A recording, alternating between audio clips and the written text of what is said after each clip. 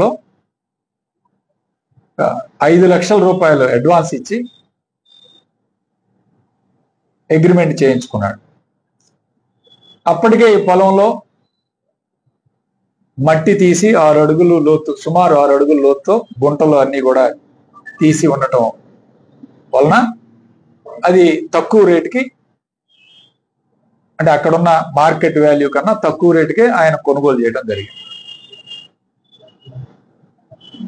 ఆ తర్వాత కొమిడిపాడు గ్రామానికి సంబంధించి శ్రీకాంత్ అనే వ్యక్తి ద్వారా ఇంకొక వ్యక్తి సీతారామయ్య, వీళ్ళిద్దరి ద్వారా కూడా ఆ మట్టి కుంటలన్నీ కూడా పూర్తి చేసుకొని మట్టి తోలించుకొని సుమారు 15 లక్షల నుంచి 20 లక్షల దాకా వాళ్ళకి బాకీ పడ్డ మాట కూడా వాస్తవం.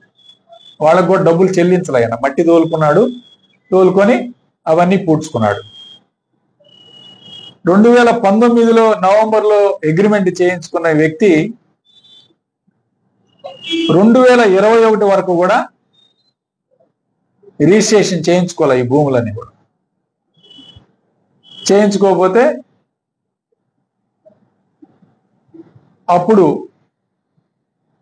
అప్పుడున్న డిఎస్పి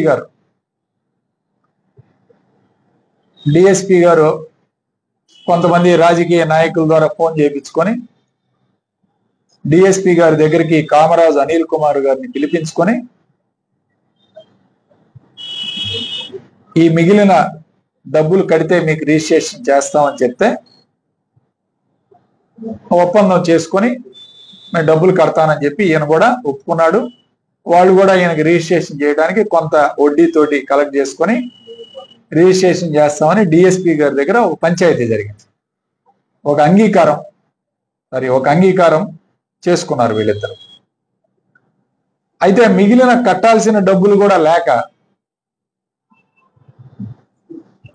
ఒక మధ్యవర్తి మదర్ సైదా, ఇతను చిన్న తొరగపాలెం గ్రామానికి చెందిన సైదా అనే వ్యక్తి ద్వారా అతని దగ్గరికి వెళ్ళి నాకేదో సాయం చేయ, ఎవరైనా డబ్బులు ఇచ్చేవాళ్ళంటే ఇప్పించండి అని చెప్తే ఈయన చల్లగొండ గ్రామానికి చెందిన రవికిషోర్ రెడ్డి అనే వ్యక్తి దగ్గర తీసుకువెళ్ళి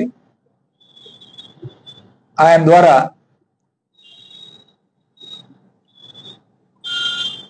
డబ్బులు ఏదైతే మిగిలిన కట్టాల్సిన డబ్బులన్నీ కూడా ఏర్పాటు చేసుకొని